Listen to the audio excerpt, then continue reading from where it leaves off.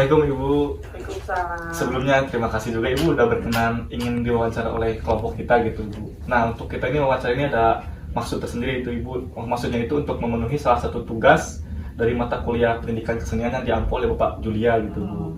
Nah mungkin sebelum langsung ke pertanyaan-pertanyaannya Ibu, izinkan saya perkenalkan diri dulu Ibu. Nama saya Dery Aditya Hermawan dan ini ada rekan-rekan saya, boleh memperkenalkan diri. Perkenalkan, nama saya Dea Permatasani. Perkenalkan Ibu, nama saya Karisma Tita. Perkenalkan Ibu, nama saya Femi Fadila Aiska. Nah mungkin Ibu langsung saja ke pertanyaan-pertanyaan inti. Akan ada beberapa pertanyaan yang kami tanyakan kepada Ibu. Apakah Ibu berkenan? Oh boleh, silakan. Pertanyaannya meliputi ya kesenian-kesenian sanggar saja Ibu. Sebelum masuk ke pertanyaannya Ibu, boleh siapa tahu pemirsa-pemirsa nih penonton belum tahu nama Ibu gitu Ibu. Oh ya, Assalamualaikum warahmatullahi wabarakatuh. Perkenalkan, nama saya Erwida Batinul Usmana. Saya sekarang bekerja selain dari seniman jadi ketua sanggar di sini, saya juga bekerja sebagai guru di SMK Negeri 1 Sumedang sebagai guru seni budaya. Guru seni juga berarti Bu. Ya. Lingkupnya seni sekali ya. Sangat kental seninya.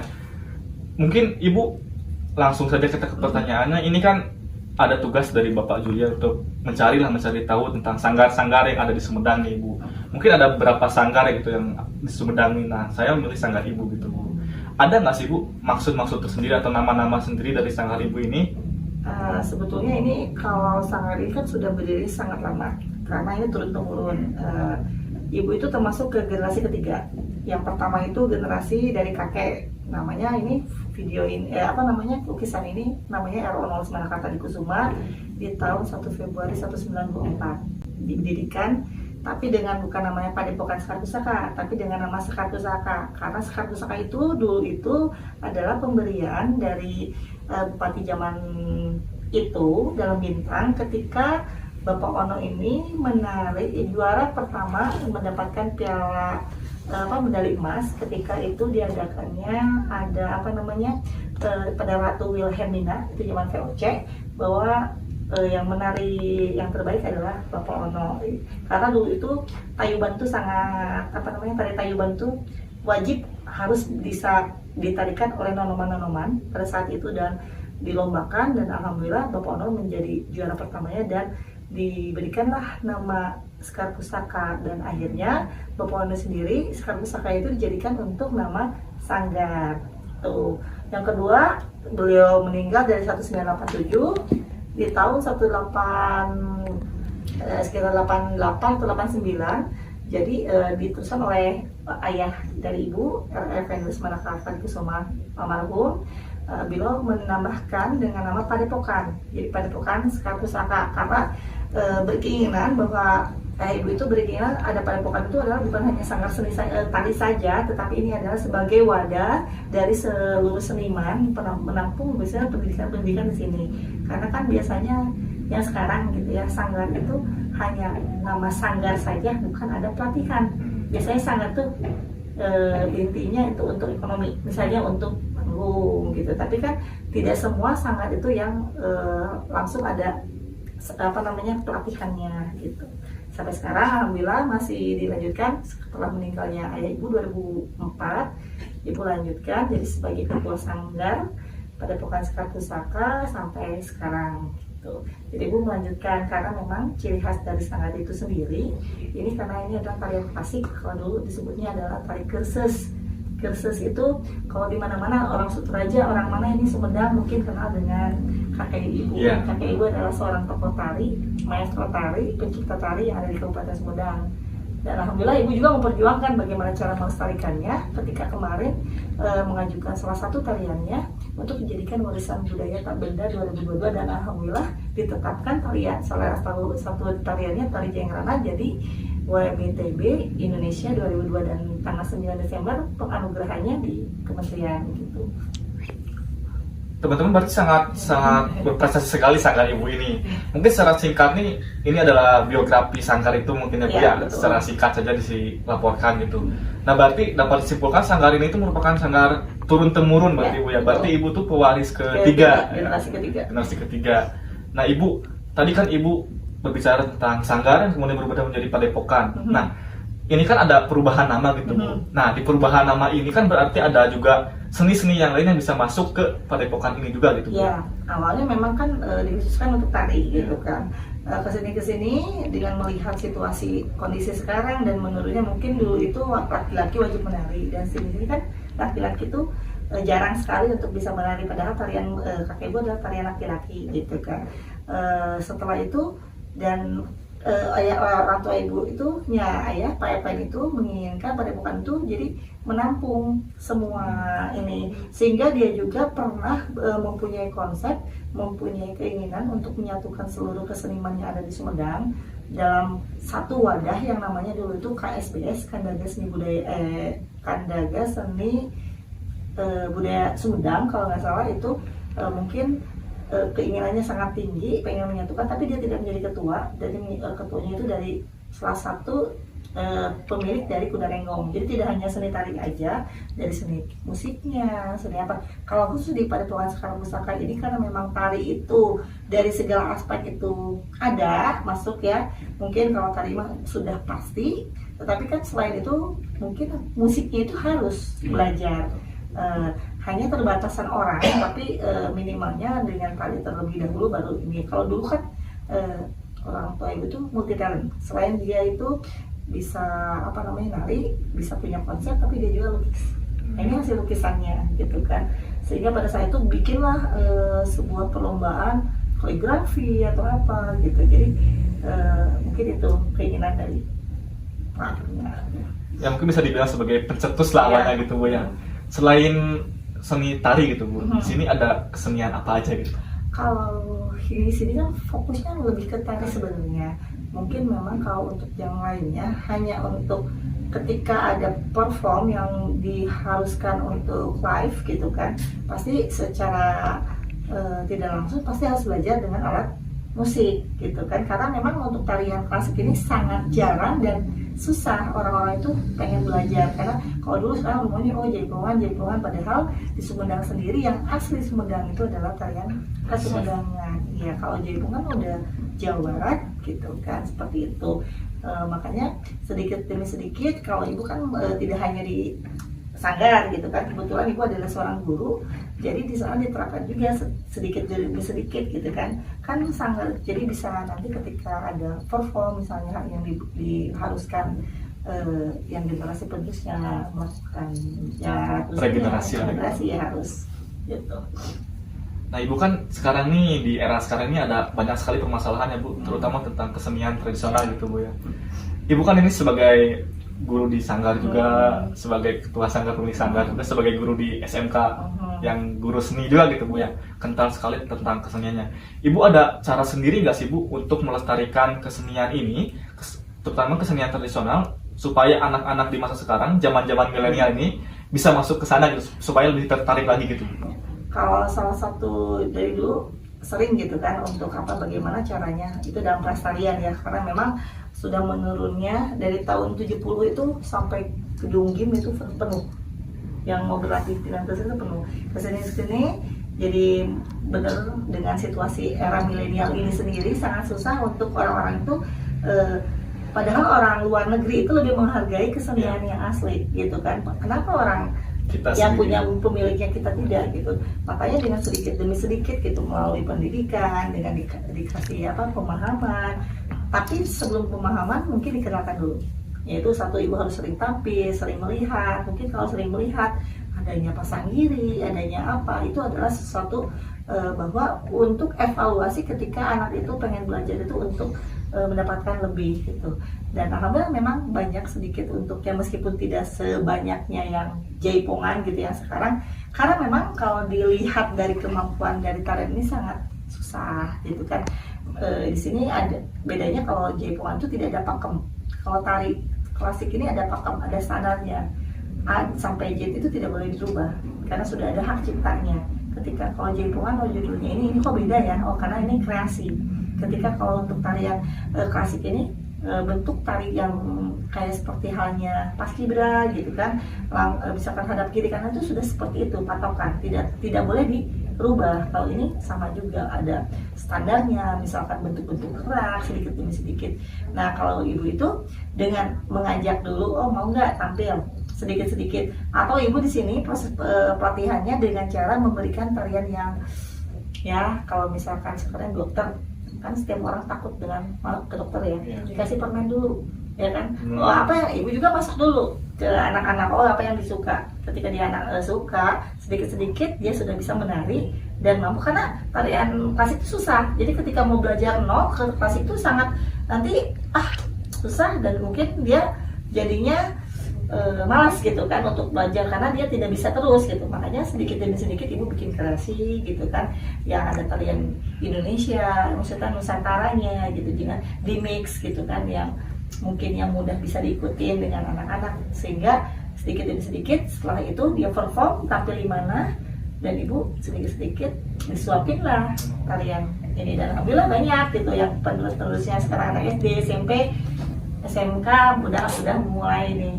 Nah, vakumnya kemarin ketika corona COVID, karena ibu belum buka sanggar jadi ibu tutup, dan sekarang pas ada mulai lagi tatap muka ibu baru berani untuk membuka kembalinya. Karena begitulah, kalau memang kalau klasik mah harus kita sabar ya, ketika nanti mungkin adalah hasilnya tidak mungkin meskipun sedikit daripada sekarang tidak ada sama sekali, dengan dari sedikit demi sedikit tapi kita lebih banyak.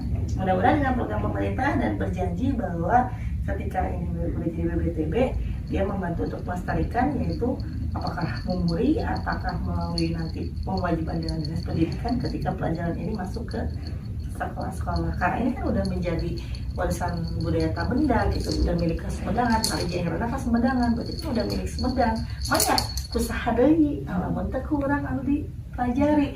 Karena orang Bandung yang tertarik, sedangkan orang Sumedang juga tidak tahu. Kan bukan berarti kita tidak tahu itu. Bukan saya tidak bisa nari, bukan hanya untuk melestarikan itu tidak harus kita nari ya, tetapi dengan cara kita peduli mungkin dengan video YouTube kan sekarang udah zamannya medsos, bagaimana untuk menyebarkan melestarikan, ini hasilnya pertunjukannya di sini mungkin jadi lebih orang lebih sering melihat, sering menonton itu, jadi ada gitu. Kalau tidak seperti itu akan susah, yang harus disesuaikan dengan zaman itu sendiri. Berarti ini tuh bukan hanya kita yang harus bergerak gitu ya, pemerintah juga nih backup dari Kementerian juga harus ada gitu ya. Iyalah ya, jadi makanya ini harus saling kerjasama ya, ketika masyarakatnya, senimannya dan pemerintah itu harus saling bekerja sama. Bagaimana caranya ketika pemerintah itu sudah mencanangkan undang-undang SPBS kan, Sumedang Pusat Budaya Sunda, itu lebih berat sekali itu, tapi ketika masyarakatnya belum bisa bergabung ya, secara minimalnya secara perlahan kita mengenalkan. Seperti tadi ibu mendadak juga kan, ketika Bupati wajib ini, padahal ini kegiatan Hardfest itu kan berat, trail ya, grup motor trail, tapi kenapa Bupati itu wajib tarian Jaingrana tampil, sehingga kan ibu juga yang janjinya ke tarian jam berapa, jadi ibu harus tapi yang satu yang ibu tujuannya juga itu, kata Bupati itu ya kalau nggak dibantu sama sayanya untuk berani tampil memperkenalkan, mereka tidak akan tahu gitu kan ya. Sekarang gimana mau tahu, orang juga belum pernah melihat gitu kan, seperti itu.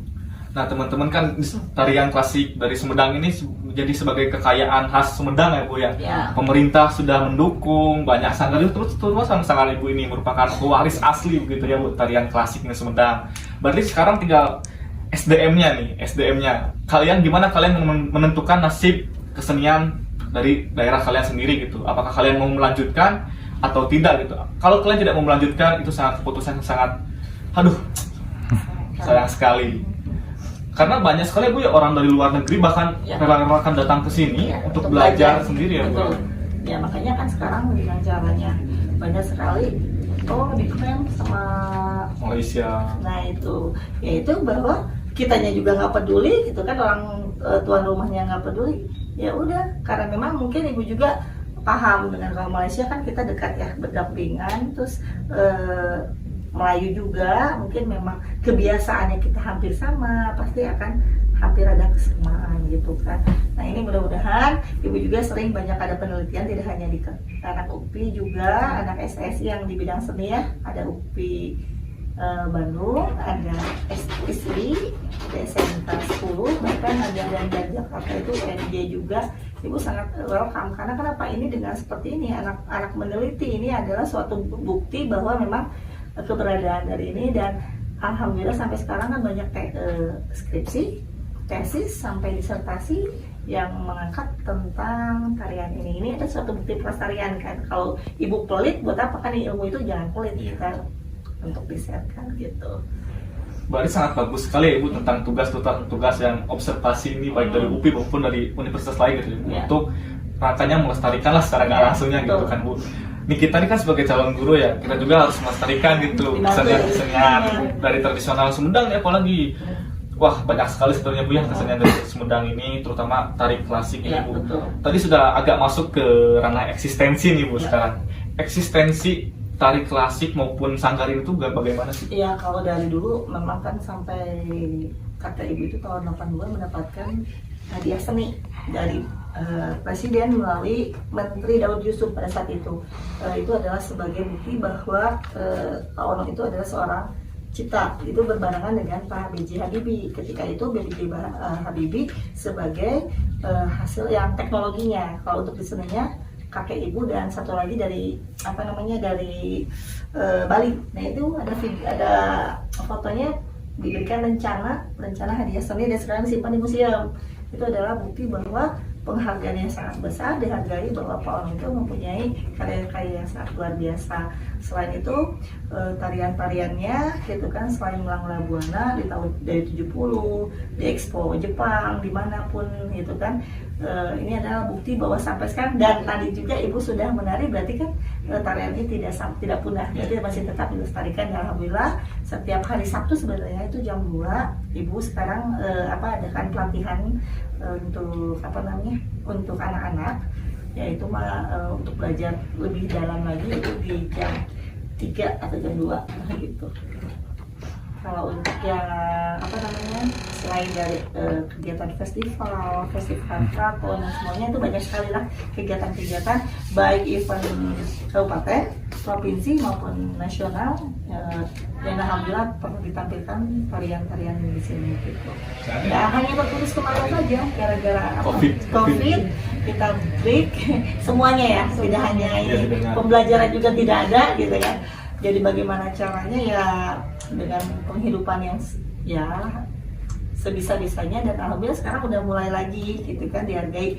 Padahal ini ibu WBTB ini diajukan di tahun 2020 ya. Ibu mengajukan dari sidang awali membuat artikel tentang tari jenderal dengan banyak referensi yang harus dikumpulkan. Ketika ini benar nggak ciri khas Sumedangnya gitu kan, berbeda dengan lain, benar nggak, ketika kan klaim ya, diklaim dengan Sumedangannya itu benar nggak berbeda dengan yang lain, apa buktinya, kan harus dikuatkan dengan referensi-referensi. Ketika alhamdulillah banyak yang tadi udah ibu bilang, tidak hanya skripsi, tesis dan disertasi yang mengangkat tarian ini, jadi untuk menguatkan bahwa keberadaan ini benar-benar asli dari Sumedang gitu itu.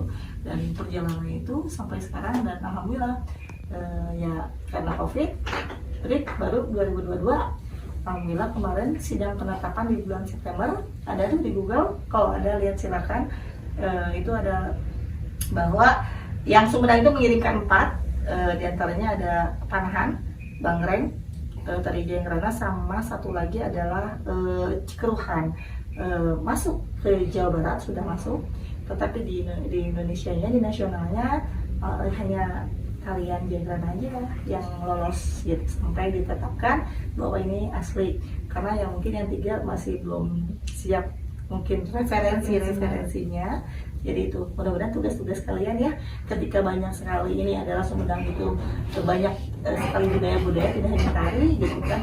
Kalau ibu memang ya udah ibu menguasai, mudah-mudahan kalian kalau betul-betul mencintai seni dan budaya sendiri, bukan berarti kalian harus belajar nari, tapi peduli terhadap seninya itu dengan cara mengangkatnya itu dengan penelitian, bikin artikel, bikin itu kan suatu hal yang sangat luar biasa, bisa melalui seperti itu. Mungkin Bu agak keluar konsep sedikit. Saya sudah beberapa kali meriset tuh anak-anak tuh sekarang ini permasalahannya, saya mah nggak punya darah seni.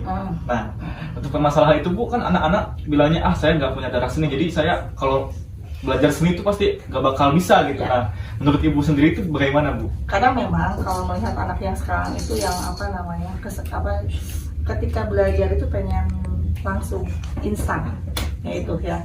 Padahal ini adalah proses ketika dulu nari itu hiji oke diajar hiji wecan bisa nah gitu. Ya kan kayak perkalian tuh sebelum hafal dan bisa itu jangan tuh. Kalau sekarang belum juga apa-apa sudah pengen melangkah ke depan. Nah itu karakter juga ya dari anaknya sendiri.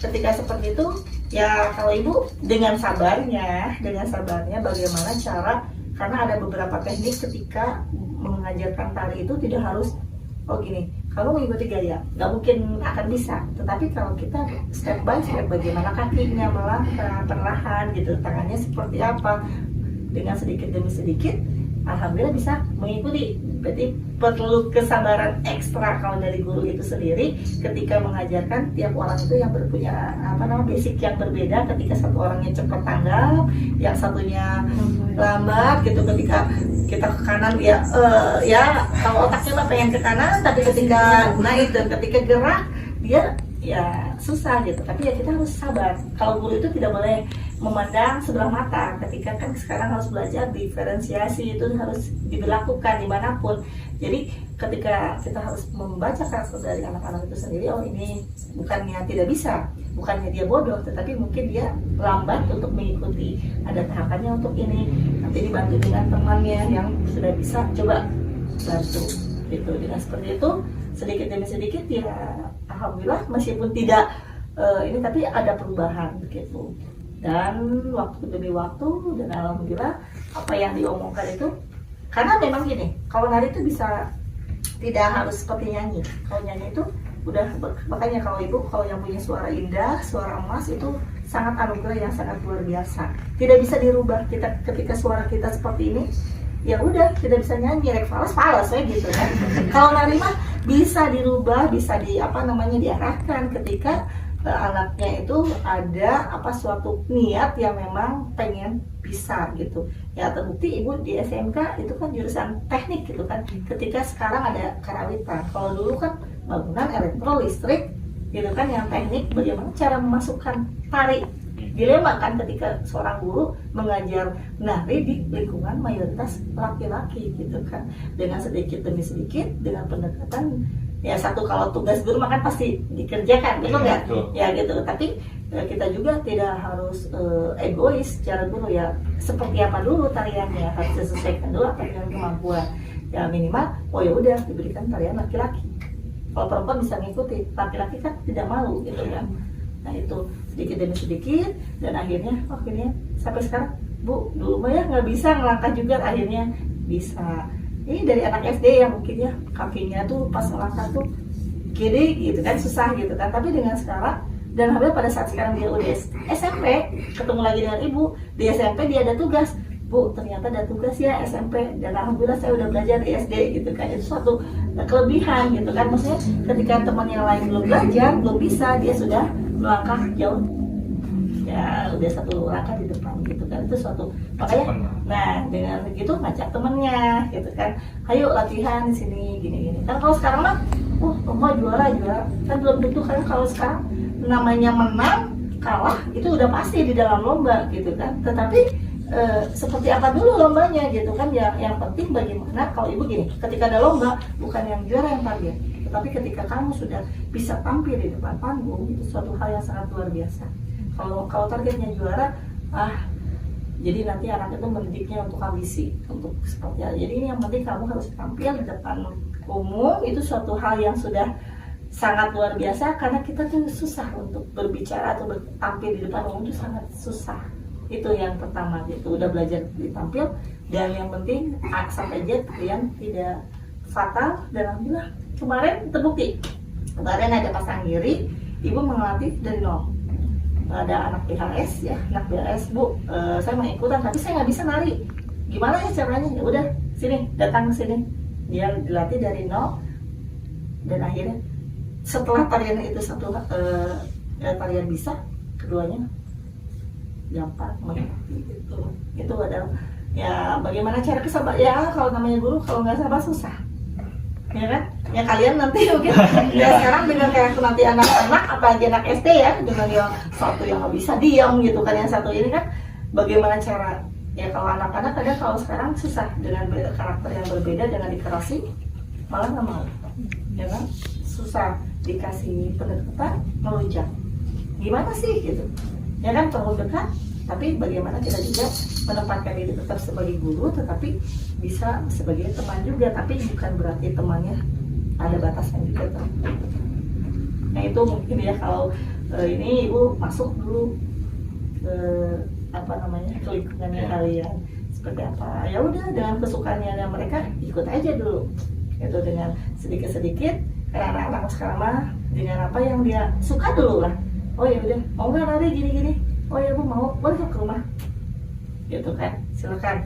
Bahkan ibu kalau anak SMK silakan, mau ini tidak, bu bayarnya berapa, nggak usah bayar, silakan ya bu kalau anak SMK, karena ibu karena kalau di sekolah belum apa namanya, waktunya susah, karena di SMK itu pulangnya itu tidak tentu, ada yang setengah 5, ada yang jam 3, ketika mau eskul susah untuk menyatukan, nah apanya, mencari waktu yang sama gitu, makanya ya udahlah Sabtu jam 3 di rumah ibu, kalau mau silakan.